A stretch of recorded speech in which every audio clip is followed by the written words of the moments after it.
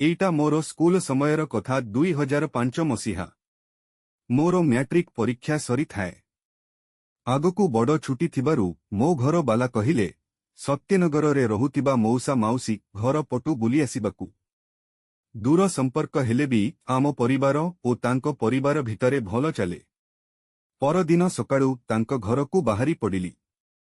मोते देखि समस्ते भारी खुशी हेले। तांको झियो लिसा मध्य से वर्ष मैट्रिक परीक्षा देइथिला। समस्तंको सहित बसी बेस किछि समय गपिली। 9:00 बेल को मौसा ऑफिस जिबाकू बाहरी पड़िले। आउ किछि समय पर माउसी मध्य स्कूल चली गले।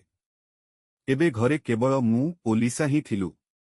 किछि समय बसी कथा हेलु। तापरे मु ड्रेस बदलेई अन्य रूम को विषबराम नेबाकू गली ओ लिसा भी ता रूमकू चली गला। बिछणारे किछि समय एपटा सेपटा हेली तथापि निद आसिलानी। भाबिली टीवी देखी टाइम पास करीबी बोली। मो रूमरू बाहरिली किंतु कौन मना हेला केजाणी मु लुसी रूम को सीधा पशिगली। जहाँ देखिली मो आखि विश्वास करी पारिलानी। देखिली लुसी पूरापूरी लंगड़ा होई ड्रेस चेंज करुथिला। से मध्य आश्चर्य होई जाइथिला मोते हठात देखिकी। किंतु तार 32 साइजिया दूध ओ गांडी देखी मो बांड ठिया होई जाइथिला। खाली पदाकू बाहरिबो बोली फक फक देउथिला। मो पतला हाफ प्यांट बांडटीकू संभाली बाकू सामर्थ्य हरेई सारिथिला। जहाँ फଳରେ मो प्यांट गोटे टेंट आकाररे परिणत होई जाइथिला। मु लक्ष्य कली से मध्य मोर प्यांटर अवस्था देखि आश्चर्य होई उठिला। किछि न भाबी मु ता पाखकू चलीगली ओ ता फुंगुड़ा देह उपरे हाथ मारिदेली। मो स्पर्श पाई से भी आउ संभाली पारिलानी।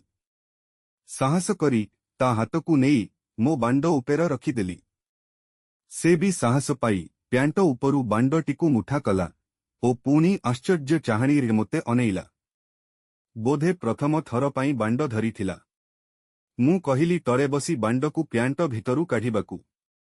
से चटाण उपेर आंठेई पड़ी मो प्यांटटीकू ओल्लेइला। पंजुरी भितरु बाहरिला परी बांडटी डेई पड़िला ओ किछि क्षण उपर तळ होई साष्टांग होई ठियाष्टांग। लिसा मन भरी बांडटीकू देखिला।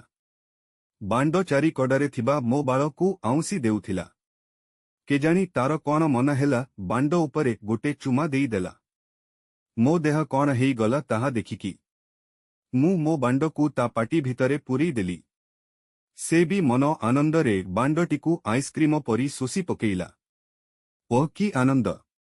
मु धीरे धीरे ती पाटीकू गेही बाकू लागिली।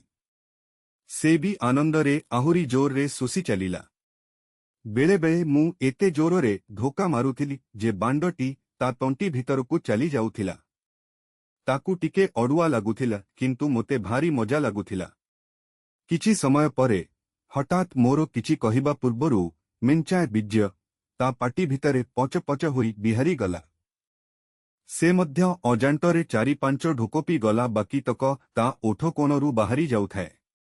से किंतु आगो भली बांडटीकू शोषी चली थाए। मु ताकू तळू उठेइली ओ एक सफा कपड़ा आनी ता मुहकू पोछि सफा कली। से मोते कुंढाई धरी मो ओठरे चुमा देला परे मु भी ताकू चुमा देली। एक लंबा समयर चुमारर आदान प्रदान भितरे मु ता दूध ओ गांडी को दलु थाए। या भितरे मो बांडटी पुणी थरे पूर्ण गारिमारे ठिया होई जाइथिला। ताकू बेड उपरे सोई देई बांडकू नेई ता बियारे पुरेई देली ओ गेहिबा आरंभ कली। रूमटी तार ओ आ ओ फट फट शब्दरे कंपी उठू थाए। बेस किछि समय परे पुणी थरे मोर बीर्य बाहरिल जहाकू ता पेट उपरे बाहर कली किछि बुंदा उड़ी जाई ता दूध उपरे भी पड़िला। तापरे किछि समय बिछणारे पड़ी रही निज निश्वासकू सामान्य कलु। जदि आपण प्रतिदिन एही प्रकारर कहानी सुनिबाकू पसंद करंती तेबे वीडियो को लाइक करंतु एवं चैनल को सब्सक्राइब करंतु जहाँ द्वारा आपण प्रथमे नुआ कहानी पाइबे।